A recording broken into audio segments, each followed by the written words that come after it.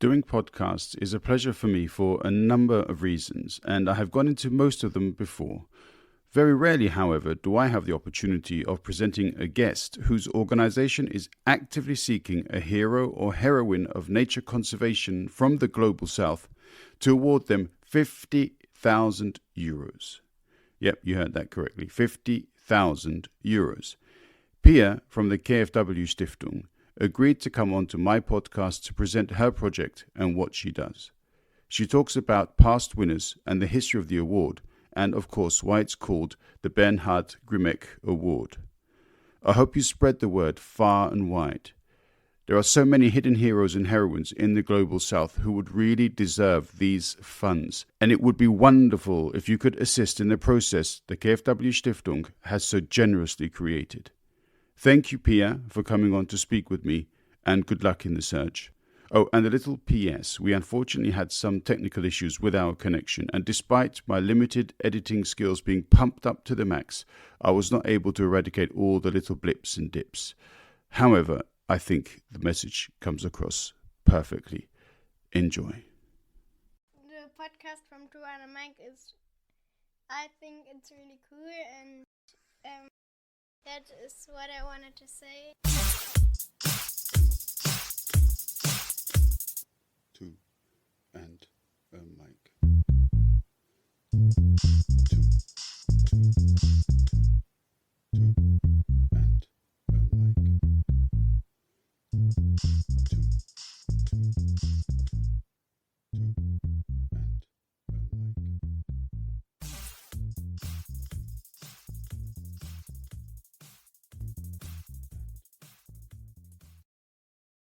I'm really happy to have Pia with me, a person who I have worked with for a number of years now. Pia, welcome to the podcast. Yes, thank you, Zach. Yeah, to be honest, it's always fascinated me whenever I used to get the little sort of mini reports about what you all did at the bank. It was always like this extra bit of fascination as to what you did, and this will become apparent. KfW Stiftung, we are a non-profit foundation. We were founded by KfW 10 years ago. And we are working mainly with the civil society in different topics. We empower actors, civil society actors, to develop their approaches to solutions with their commitments in creating opportunities and to learn new things. So we help gaining opportunities for doing the transformation in our society. Yeah, and it's always what I've always found fascinating is that the projects that you have ongoing are always very positive, and also they reach all around the globe, don't they? Yes, that's right.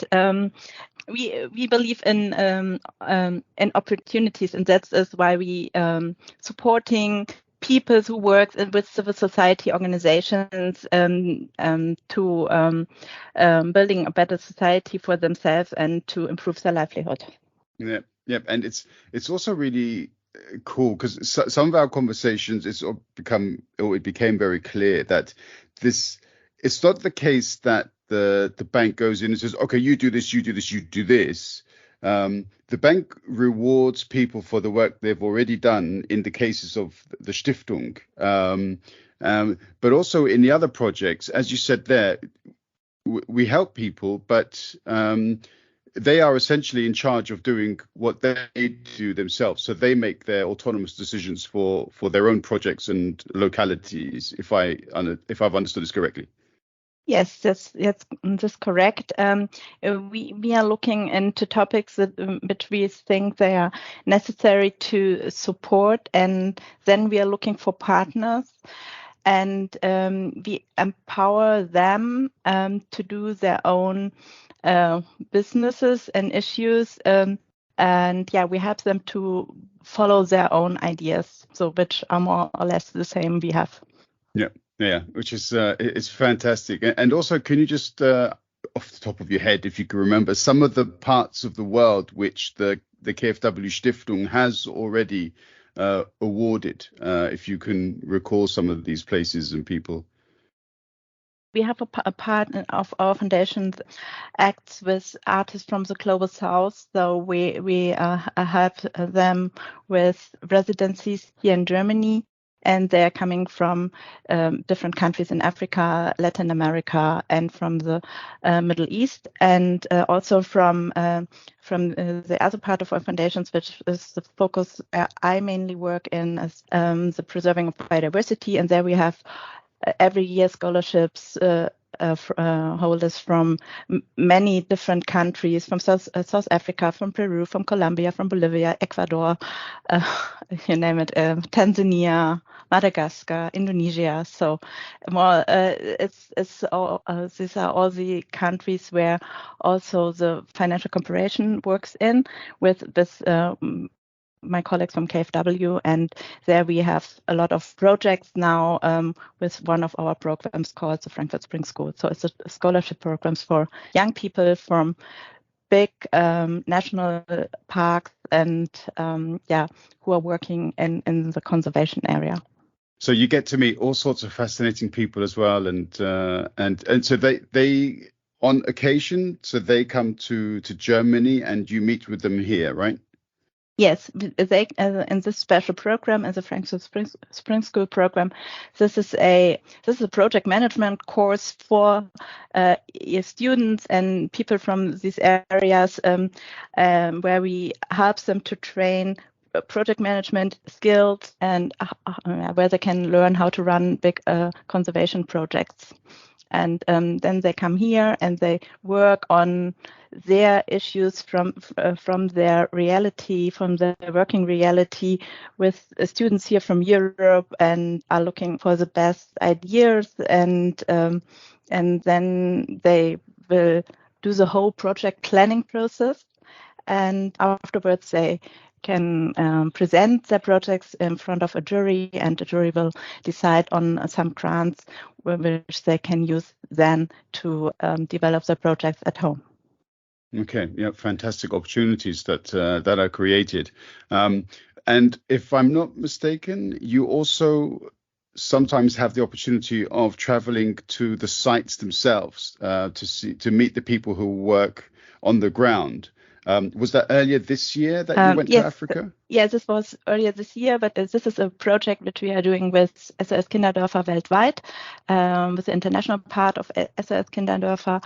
And this is a project where we empowering young people from 10 different African countries who also can develop their own projects in the surrounding of their communities, and to give them also the opportunity to the feeling that they can that they have the possibility to change something of their own, and because they come from really marginalized surroundings, and actually they don't have any opportunity to try something because there's no money there, they have no ways to try things and to develop an idea to a project and to see how it works. So the reason is why we do this is we believe that empowering and gives the work they're doing a value. So this is the project idea which we're running now for the next 3 years together with SOS Kinderdörfer. Yeah. Another fantastic organization, obviously, with which you have a relationship. And this is what I was talking about earlier when I said it was always interesting to hear your little reportage about what you've been up to, because there's always something different or something fascinating, or one of the project partners that you've been engaged with, and the fantastic work. So many times I'm kind of hidden behind my camera on this side, quietly applauding the work that you do. So it's great to hear. So we've got this particular prize, and so I can pronounce the first name. I can never pronounce the second name. So okay, that's no problem. I can do it. So yes, as a KfW Stiftung, we are happy that we can award every second year a prize for biodiversity, and it's called the KfW Bernhard Grzimek Prize. Bernhard Grzimek was a great conservationist many decades ago. He was the former director of the Frankfurt Zoo after the Second World War, and he had a great passion for Africa in the 50s already, and he go to the Serengeti, and perhaps you know the famous movie Serengeti Should Not Die, and this film was awarded with an Oscar in, I guess, 1958 or something like this. And he was the first man who showed the beauty of the African continent to a really broad audience via this long movie he created together with his son. So he was very famous also in the German television during the 70s and 80s with his own television show called Ein Platz für Tiere, a place for animals, where he always come in the studio with a animal from the zoo, with a leopard or a mouse or whatever, and then he brought the knowledge about animals and about their living conditions and where they come from to a broad audience here in Germany. So he was really famous. And when we decided to create this prize 10 years ago, we thought there are not so many really famous conservationists here in Germany. He was here in Frankfurt, really well known. We decided to name this prize after him.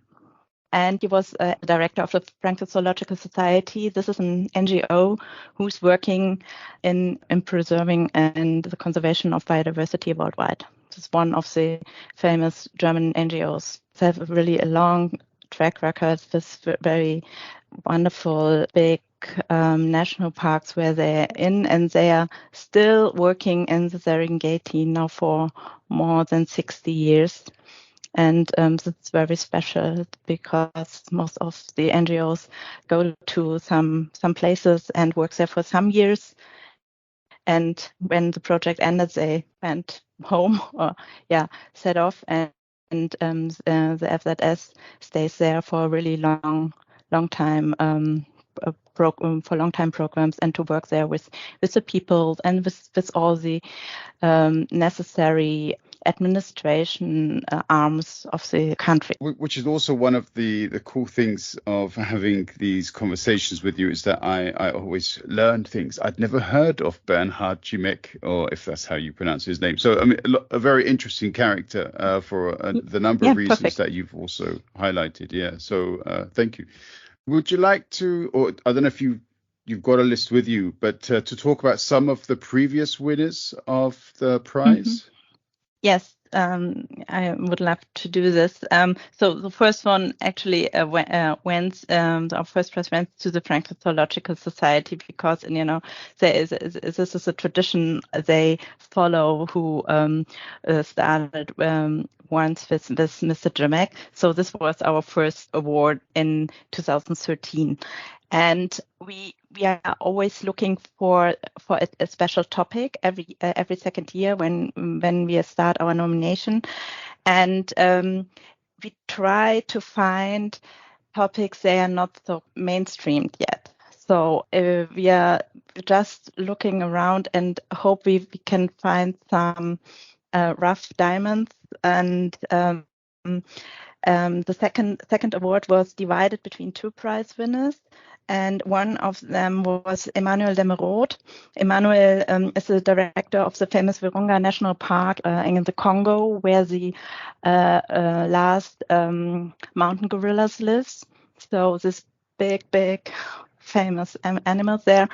And the second awardee was Pavan Sukhdev. Pavan Sukhdev, he was one of the first ones who tried to find a way to put the value of biodiversity in economic scales. So he created the TEEP studies. This is the Economics of Ecosystem and Biodiversity Study. So there you can it's a theoretical thing, and was a first effort to describe the value nature is giving us. So there is a lot of other studies after this, but this was more or less the first one in 2015. We awarded both of them, and we tried to show the scientific part and the part who Emmanuel does working on the ground. So there is a connection between economic value of biodiversity and the biodiversity itself. So this was our topic then. And after this, we had 2 in a row similar, but the first one was a topic which now is really common to every one of us, and it was about plastic in the seas, in the oceans. And in 2017, there was not so many media on this issue. In our days, everybody knows plastic is really everywhere, and especially in the oceans, and the beaches are full of them and so on. But it was in 2017, and it's not so long ago. It was really like, aha, oh my God, what's happening there? So we bring it up, and there was a very famous also movie about the plastics in the ocean, where you see for the first time how the big amazing dolphins and whales are full. Their stomachs are full with plastic. So it wasn't. These pictures were really new then, and we awarded Andrew Loomis, who was in charge of the UNESCO World Heritage Site Imangaliso and also in South Africa. Imangaliso is on the eastern part of South Africa between Durban and Mozambique. So it has a long coastline. And there he worked for about 20 years and structured the whole landscape new. So he introduced the big five there, and he was really, really engaged in finding new ways to engage the local communities and to find added values in different kinds of new economic opportunities for them. So this was a really interesting thing, how to deal with nature and give opportunities to the people when they preserve their surroundings and their environment. And last but not least, 2 years ago, it was we had a break for Corona. So our last prize was last year. We awarded Robert Singh, and he's working for WWF International. And our topic last year was next generation. So he was under 40 then, and his dedication is to create better working and life conditions for rangers. Because without the rangers, we cannot preserve big areas which are protected, and they are so needed to reach one of the targets of the Kunming-Montreal framework, which says that we need to protect 30% of Earth's land and oceans areas by 2030. So therefore, we needed many people who are doing this really dangerous job. More than 1 million rangers are needed to preserve these big protected areas. I was just going to say that you mentioned the job is dangerous, and in fact, every year a number of rangers are killed by poachers and illegal hunters as well. So it really is a very challenging job. It is, and I'm quite sure that they are killed every day. Every day. So as a worldwide, and the circumstances are so hard because they are outside in the field for weeks without any waters or sanitations and so on, and they're really doing a hard job, and they protected our way of living. So if we lost this area, then it would be much harder to deal with all the things they are coming with the climate change and everything. So it's really not an easy job, and we need them tremendously. But it must be great for you to come into contact with these people. And I mean, these are the winners, of course. These are But the for the winners. winning, but there are also, I don't know, any number of applicants. And so you must become familiar with some really wonderful people all around the world who don't also win, but they contribute a lot to their localities. It must be a really, really hard job sometimes to choose who's going to win and who doesn't win, I guess. Yes, but fortunately we have a jury who do this really hard job, and they came from different NGOs, from the media, and from the science side. They has to choose the winner, and sometimes when they are not so clear, we have this like in 2015 where we have two winners. So then then we have have to divide the prize money between two, and as well. But she couldn't be there at the prize ceremony. It was Chai Sururi. She is from Brazil, and she's an indigenous young leader who is fighting against the loss of the Amazon. And but unfortunately, she couldn't come in person. But she was the second prize winner last year. Fantastic. So this is where we kind of come to the crunch then for this occasion. So the prize money is a whopping 50,000 euros. And can you tell us what the category or chosen category is for this year? Yeah, so we had a long discussion in the process, and it's not so easy because we have, the seeds and plastic and the terrestrial part of the world and so on. And last year, Next Generation, and now my idea of this award is bringing people into public who are not known yet. So this year we are looking into the hidden heroes in nature conservation. Yeah. So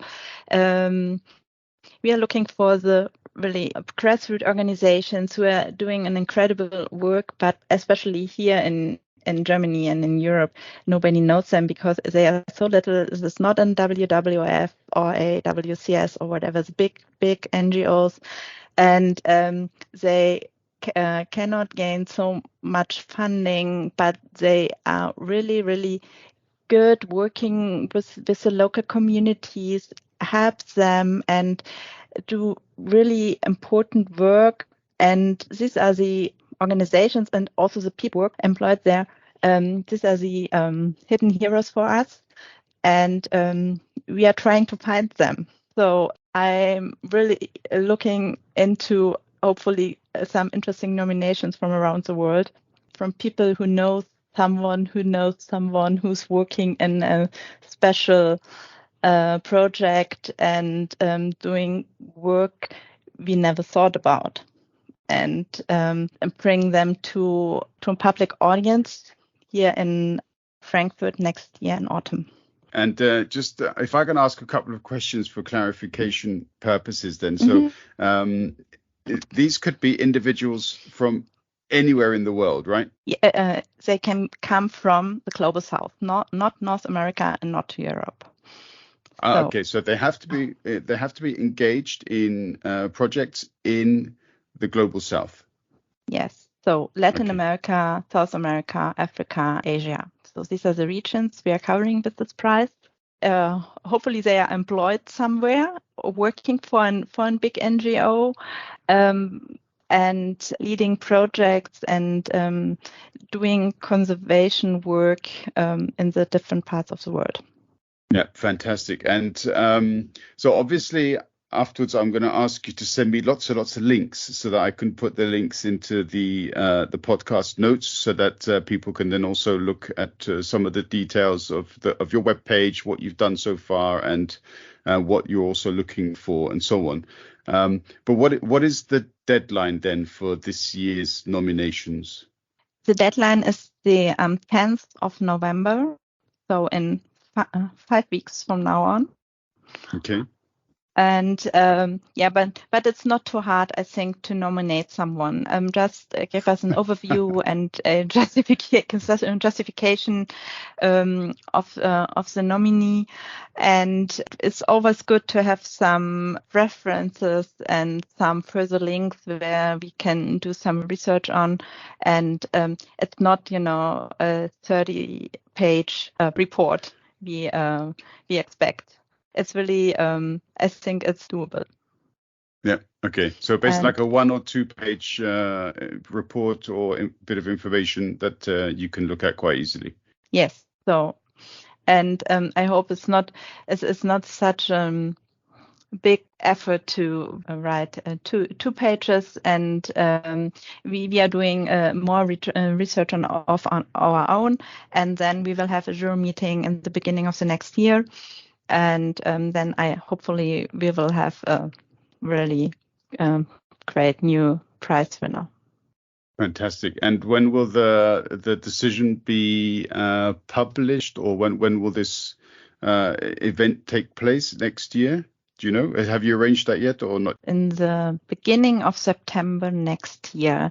We don't have yet decided the specific date. September 24 in Frankfurt in the beginning, and we will have a prize award ceremony here, and together with some interesting people and a little background information for the audience. And we are also planning a side event for the interested neighbors here in Frankfurt from our society. So we are really looking forward to it, and hopefully we will get a lot of interesting applications. I will do my best on my side, as it were, to push publicity of this podcast and hopefully spread the word a little bit more. But of course, there will be the normal work that the KfW does in publicizing what it does. Is there a specific website? Is it connected to the bank, or does the Stiftung have its own website which people can go to see everything? Yes. We have a separate website. It's KfW-Stiftung.de, and there is also a form for the nomination under the project of the KfW Bernhard Grzimek Prize. So you can find it there, and we can send a special link for this too. Yeah, please. Yeah, fantastic. Okay. Yeah, Pia, thank you very, very much for the work that you do at the Stiftung, and for also being such a great participant in our weekly sessions and telling us about all the fantastic things that you do, and also for coming on and for doing this episode with me. So I'm very grateful for your time. Thank you for having me and for your idea to do this podcast. And thank you very much. Two and a mic.